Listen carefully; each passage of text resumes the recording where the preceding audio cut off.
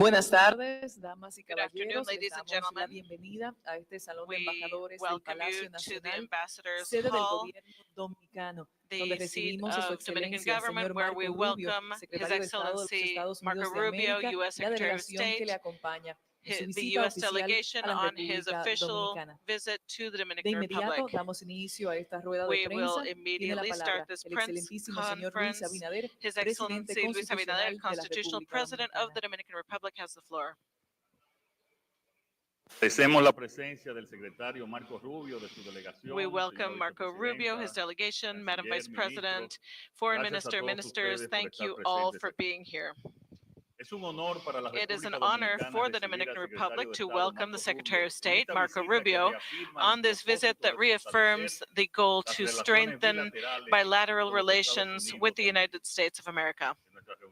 In our meeting, we discussed issues of great importance to both countries, highlighting cooperation in security, migration, and trade, areas where our relationship has shown significant progress.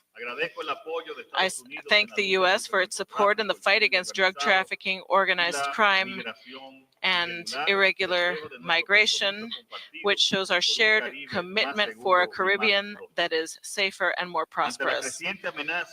Given the growing threat of synthetic drugs and as a result of our bilateral conversations, I have decided to appoint Vice Admiral Cabrera Ulloa as our drug czar in charge of leading our joint efforts with the United States to stop the expansion of this substance, which has taken many lives in your country.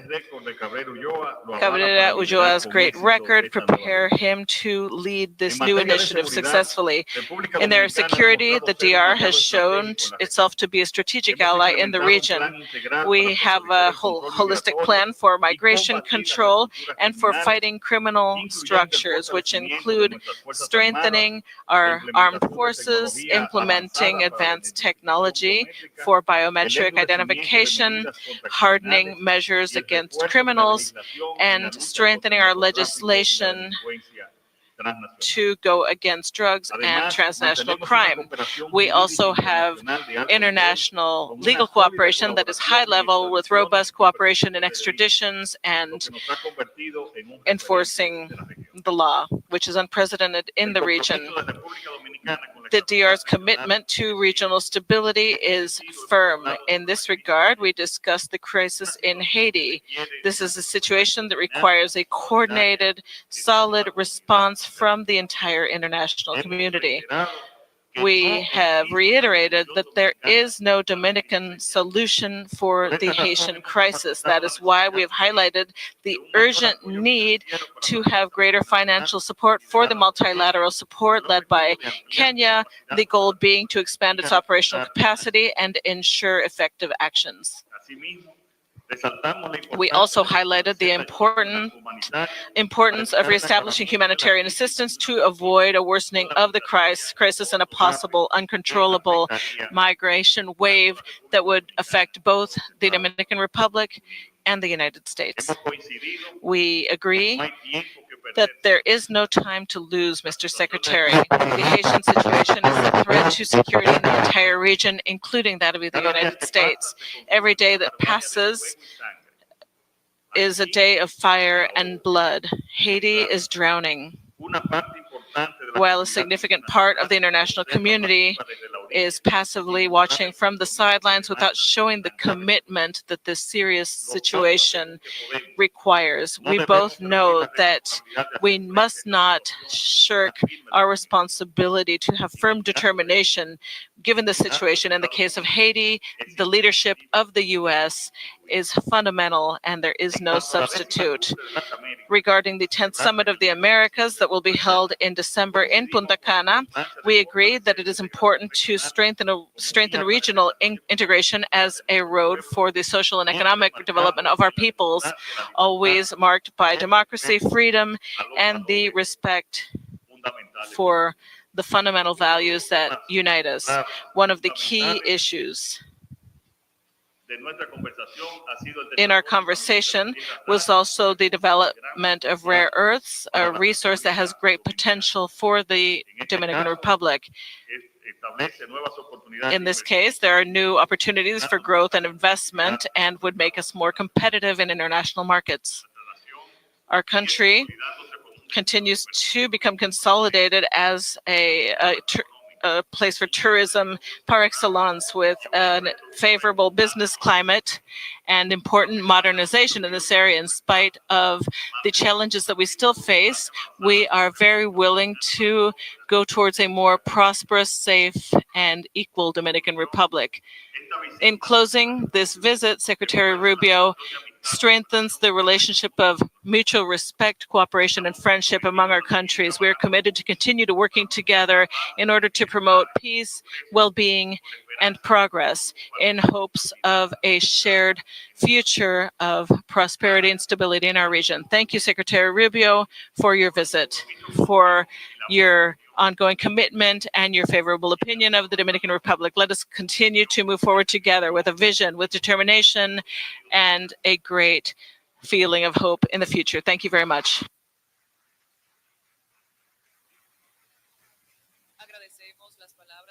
We thank the words of the Honorable President Abinader of the Dominican Republic. Now we give the floor to His Excellency, Mr. Marco Rubio, Secretary of State of the United States of America. Thank you so much. I will say a few words in Spanish and then switch to English. In Spanish, in Cuban, and then I'll switch to English. First of all, Mr. President, thank you so much for your inviting me to the palace, to have the chance to spend so many hours with you and your team, and for this opportunity to reinforce the partnership we have. I'll start with the economic issue, which is very important, and we have tackled many important issues, and the impressive measures you have undertaken and the work we want to do with you regarding also the rare earths. We want to make the Army Corps of Engineers, which we know they have worked with you to identify these rare earth elements, and this is going to be so important for the modern economy. We are not ready to announce anything official at this point, but we will discuss the opportunity, the possibility of doing something very significant for the history of both countries. At the same time, we need to discuss energy security. We have a chance to not only have a power supply for the Dominican Republic to continue to make progress, but this will be a great benefit to Puerto Rico. They are North American, and there's a chance to take use of semiconductors. This is going to be key for modern technology and everything that has been said about medical, defense technologies as well. And you have a chance to become a hub for this type of industries. We will work together and we will consider ideas to see how to expand the presence of that industry here, so close to the United States and in a country that is a friend and that is safe. On the other hand, I want to highlight the anti-corruption, anti-drug work we've done together. Impressive work. We have seen the figures you have been able to achieve in so few years. Stopping drugs, same for the United States. Large numbers of drugs that could have caused great damage to our country also. Our cooperation. And to see how to expand this cooperation, I'd like to announce today that we know that many of the programs have been frozen by virtue of President Trump's executive order. We are willing to provide waivers so that programs can continue. And also we want to see how to expand the programs. I am happy to announce today that we have entered into an MOU to formalize the presence of a CVP agent Customs and Border Patrol from the United States to work together with the national police to improve our efforts. And we will see how we can enhance access to certain technologies which will allow to grow what you are doing. And we will do this together. On the other hand, we cannot forget the issue of Haiti. I'd like to make a few points clear.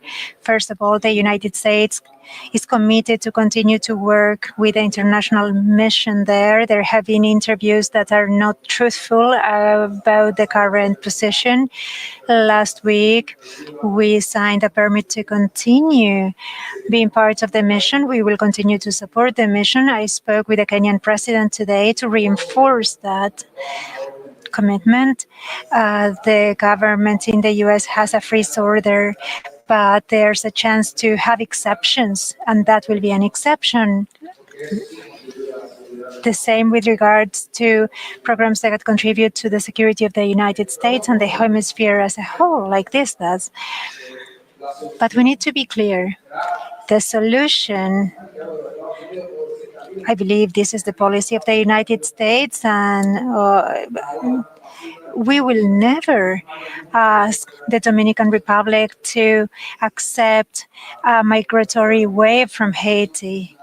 This was my position as senator, and it is my position as Secretary of State. Secondly, the solution for Haiti is in the hands of the Haitian people, in the hands of the Haitian elite. But we will help. We cannot ignore the problems there. Their future, their destiny is in their hands. Unfortunately, today, large part of the territory is under the control of armed, dangerous gangs. And we have to face that. The first goal is peacemaking there.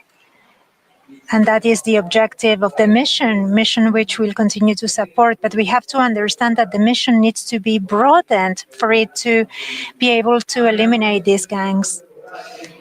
If that can be achieved, we need to discuss the future of Haiti, the opportunity they have to become a place where so many industries that are located today in other continents, like manufacturing, textiles, those things that already exist, they could be expanded. They could reach more people. They could give rise to jobs. They could give an investment opportunity. But that is impossible if there's no security. So the first issue to tackle is the violence and insecurity, because we see this large territory ruled by gangs. As you know, as a senator, I worked on Hope Help. You know, I was one of the sponsors of that draft bill. Now another senator is working on that. The idea is to continue with that law so that those opportunities can be there for Haiti and its future. It is an issue of great importance. We care about it. And I know it is a matter you cannot ignore here, and you have not ignored it. You have done a lot, and we will do our part as well. Finally, I'd like to say that the summit in December will be key. We hope to join all of the democratic governments in the region to discuss these issues. To discuss, however, not only the challenges the hemisphere faces, but also the opportunities available. We will do everything possible for the summit to be successful. Thanks for this opportunity.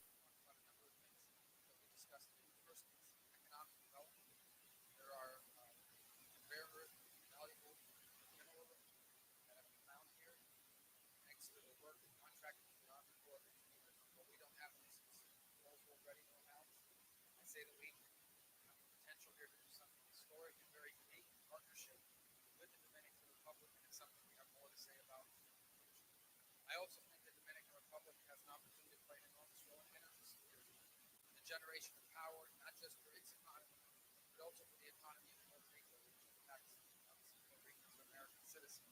We hope to continue to work on that and get the permits necessary to make that possible. And of course, the opportunity for nearshoring, which we all talk about, bringing important key industries closer to the United States into our hemisphere, and the opportunity to do that, in particular with things like semiconductors. The Dominican Republic has expressed an interest in being a leader and a hub for semiconductor development. That's something we hope that we can continue to contribute towards and be helpful. On the cooperation that we have against drugs and crime, the Dominican Republic has yielded some extraordinary outcomes very recently. Historic numbers of seizures of drugs destined for the streets of the United States. Today, I'll sign a waiver of our programs, our foreign aid programs that work in conjunction with our partners here that have been successful, so those successes can continue, and we're going to look for opportunities to expand upon those programs by making available new technologies that will allow them to even be more effective in stopping these drugs. This is an example of the kinds of programs that make America safer and stronger. And so we issue those waivers today, and we look to expand upon those programs in the future. We also think that, and obviously I want to mention the extraordinary cooperation on extraditions. The number 2 in the whole hemisphere. If someone is wanted for a dangerous crime, no nation in the hemisphere has been more cooperative than the Dominican Republic in extraditing dangerous criminals wanted for transnational crimes. Last but not least is the issue of Haiti, which we cannot ignore. It's a tragedy, it's horrifying, and it needs to be dealt with. I want to be clear that the future of Haiti belongs to the people of Haiti. And they and the elites in that society have to make up their minds and have to think through what they want their future to look like, because that is their country and their future belongs to them. But we are going to help. There's been some misreporting about the U.S. role and support of the mission there. So let me be clear, and so it's understood. Last week, in the middle of last week, I signed a waiver to make sure that our programs there continue. And as of last Friday, they are active and have been working. And they are, and I reiterated that this morning in my call with the president of Kenya, who we appreciate, by the way, that nation's willingness to stand up and lend security forces. I think it's also important to note, however, that that mission as currently constructed will not be enough. It needs to find new direction in order to be successful at rooting out these armed groups that today have taken possession of large portions of Haitian territory and endanger the lives of people and the stability of the region. I think it's also important to be clear. We cannot and will not ask the Dominican Republic to accept or be expected of them to accept an uncontrolled migratory wave. No country in the world should be asked to do that. And this country should not either. And we will not be asking for that. And I also think it's important to begin to think about Haiti's future, its economic future, and what we can be doing now to set the stage for an economic renaissance that allows the people of Haiti to live in peace and prosperity. And so the security element and key, because none of this is possible without that. But beyond that, there's a real opportunity for Haiti to grow into a hub of nearshore manufacturing, of nearshore light manufacturing. That presence already exists there now. That can be expanded. They have a young and strong, vibrant workforce.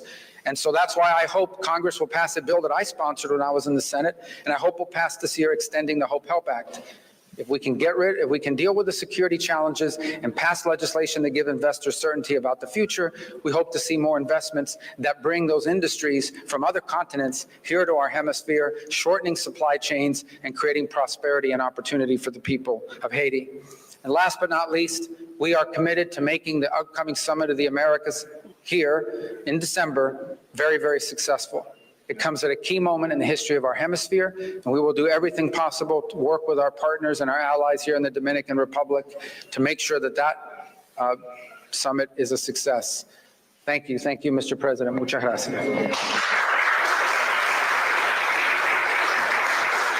De esta manera agradecemos las palabras.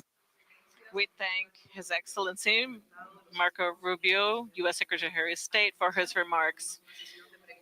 Now we will move to our Q&A session. First two questions will be for U.S. journalists,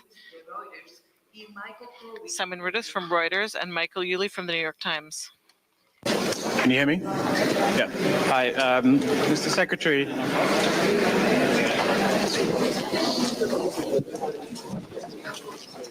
Hello? Yeah, okay. Secretary Rubio, you said that you were going to skip the G20 foreign ministers meeting in South Africa because of your disagreements with the government there. Could you tell us whether the whole Trump administration, the whole US government is going to skip all of the G20 events in South Africa this year? And do you feel that by doing this, by missing this meeting, you're ceding global leadership to other countries like the BRICS countries and China specifically? And secondly, just on Gaza, because you addressed it yesterday during your press conference, during your comments, you mentioned that the plan that the president set forward would only move Palestinians from Gaza out temporarily. The president has said, I think it's pretty clear from his comments today, that he's talking about permanently resettling Palestinians from Gaza. Could you tell us whether this administration is planning to facilitate the forced displacement of those Palestinians? Point of the G20, I think the whole topic of the G20 gathering is one that I don't think we should be focused on, talking about global inclusion, equity, and these sorts of things. I think we should be focused on things like terrorism and energy security and the real threats to the national security of multiple countries.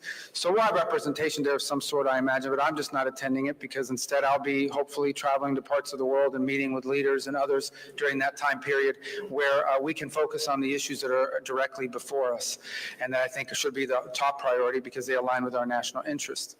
As far as your question about the Gaza piece, let me go back and say that place right now, and I think the aerial images confirm, is not habitable, not just because of the destruction due to the conflict and the fact that the Hamas cowards hide underground, but also because there are unexploded munitions, there are all kinds of weapons, including Hamas weapons in the location.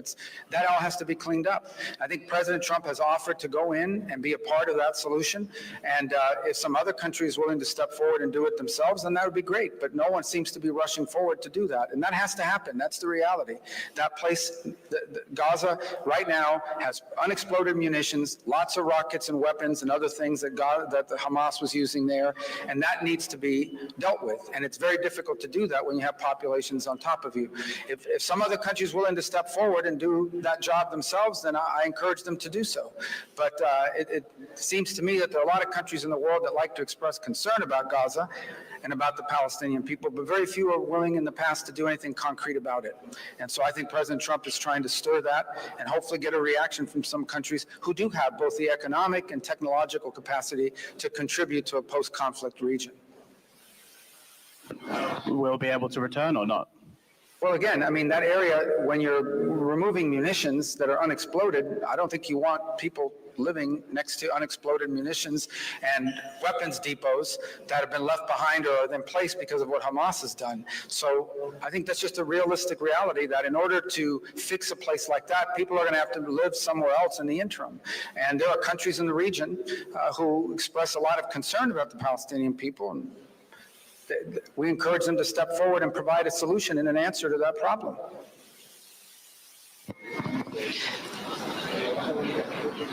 Thank you, Mr. Secretary, Mr. President. Michael Crowley with the New York Times.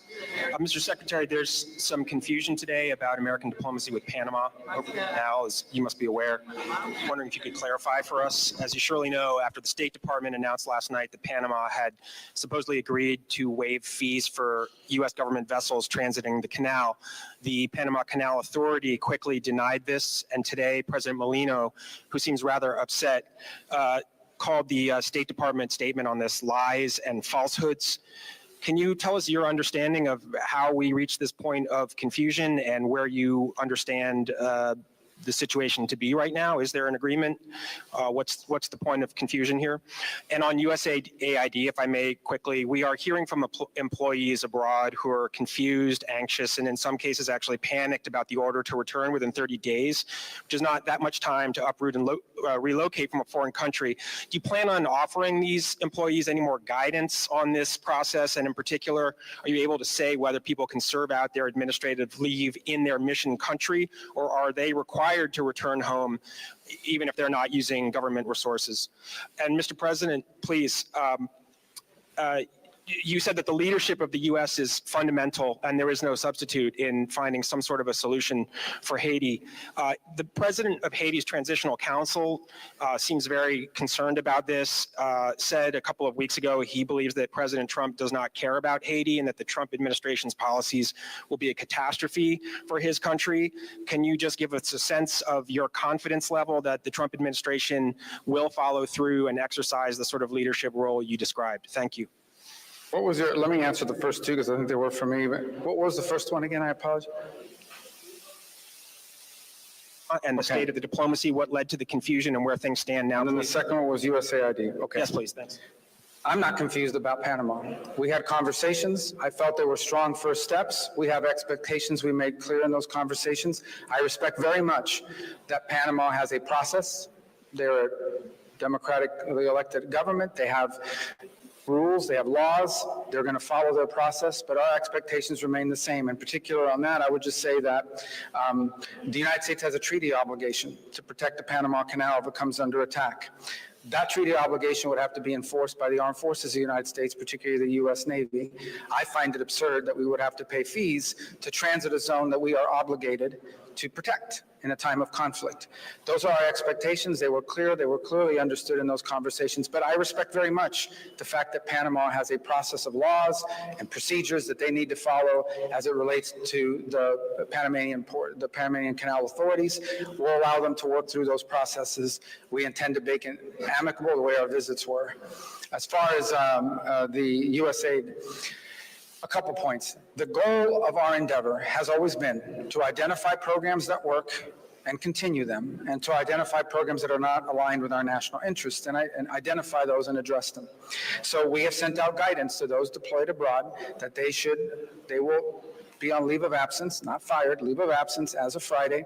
And then we made very clear in the message, it's there and it's written in the message that was posted, that if there are exceptional circumstances regarding family or displacement, or maybe the person, their spouse is employed in the embassy, so they're co-located and their children are in school, there's room and space for that.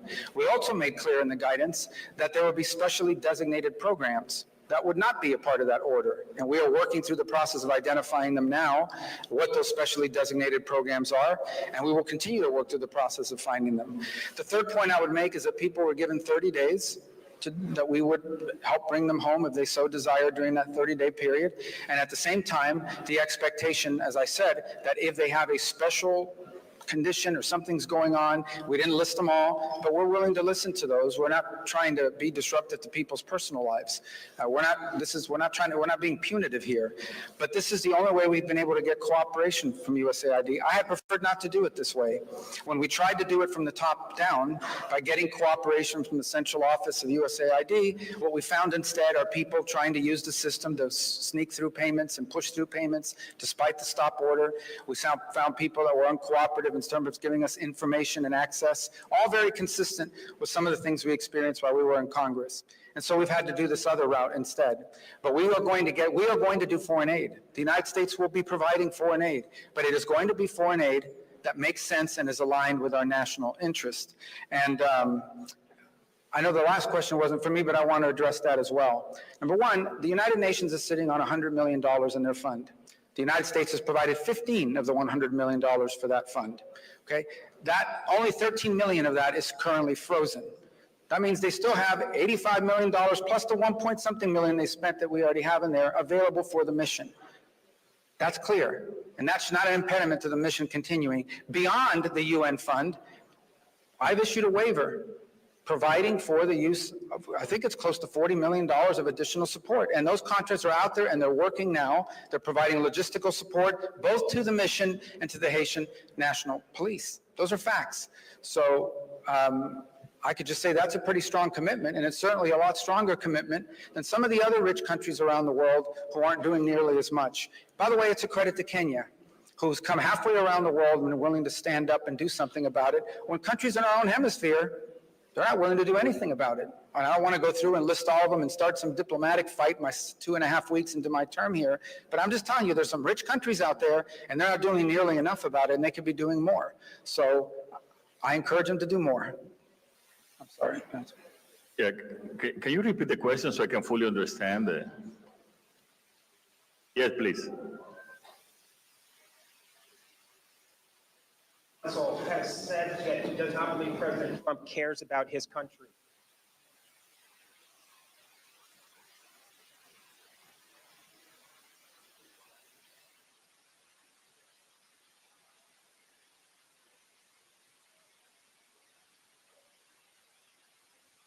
But we just heard the policy of the United States with Haiti. So I am pretty confident of this policy that the Secretary of State just mentioned. So we are pretty confident of what Secretary Rubio said, and if we follow that, we will see a peaceful Haiti in a couple of months. Agradecemos a Mike.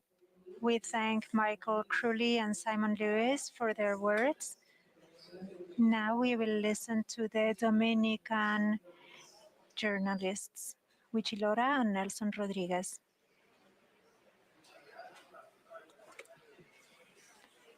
No mic.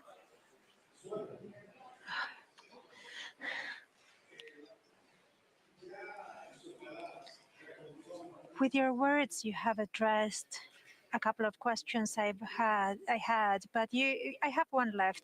You've discussed Haiti, the fight against drug trafficking, and you've discussed rare earth elements. I'd like to know whether the interest of the U.S. government in the rare earth elements found here has to do with the fact that there are some signs that they are here in such an amount that they could be exploited. Well, that is a project the president can talk about.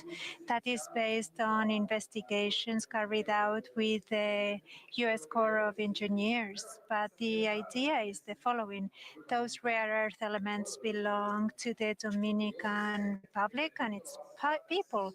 But I know that the world will need access to rare earth elements for all of the new technologies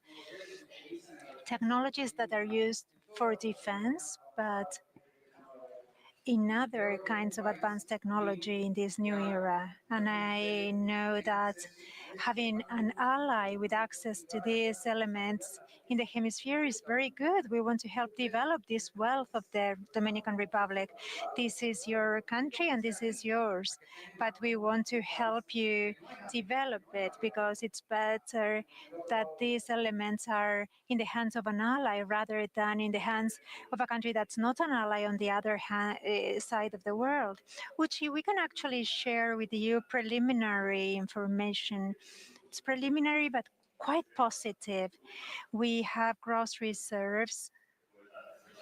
Then we will see what the net reserves are, but the gross reserves are of about 100 million tons. That is significant. In about 2-3 months, we will have the numbers with precision, but what we've seen so far is quite positive. We feel optimistic. This is advanced technique, and we require technology and help. This is why we have created a public company, a state company, to be able to exploit these rare earth elements, but the market is in the United States. There is an international price, but you always need advising so as to exploit them in an efficient way and with economic sense. Thank you so much. Good afternoon, President Abinader, Secretary Rubio, and respective delegations. It's been said here that the Summit of the Americas at the end of the year is one of the tasks that will start. I'd like to know whether we'll have President Trump here then. But let's remember what happened in Los Angeles in the Summit of the Americas in June 2022.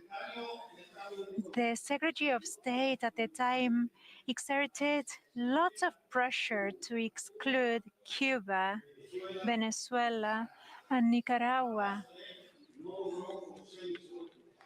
He did not reach consensus amongst Latin American countries, and the United States did not invite Cuba, Venezuela, or Nicaragua.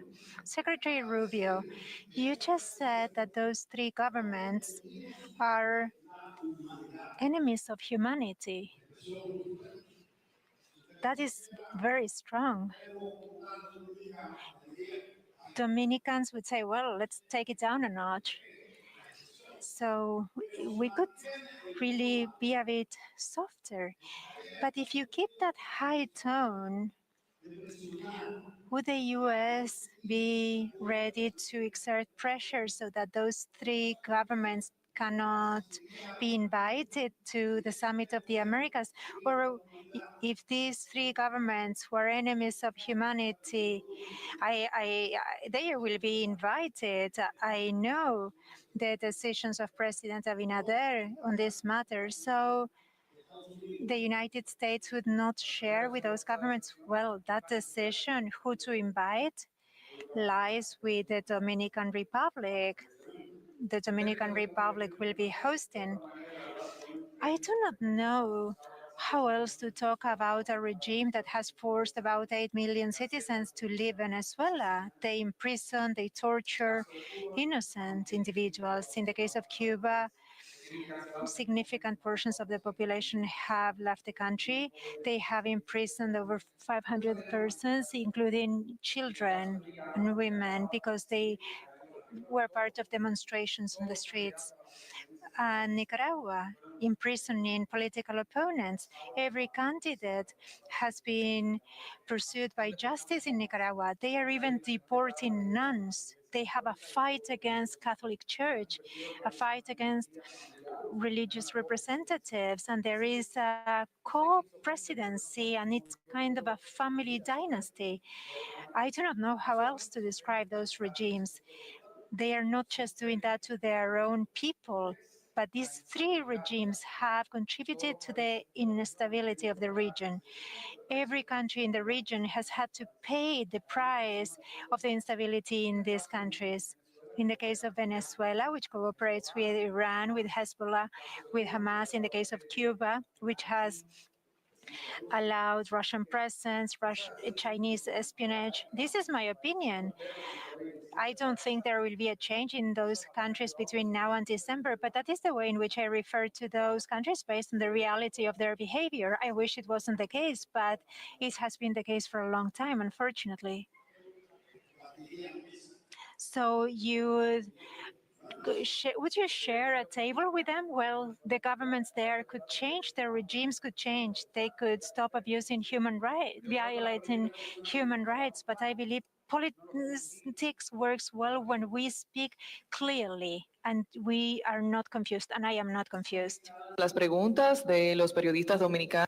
The questions of Nelson Rodriguez and Luchi Lora, Dominican journalists, have been answered. We will bring this press conference to a close during the visit to the Dominican Republic of His Excellency Marco Rubio, Secretary of State of the United States. Thank you for being with us. Have a good rest of your afternoon.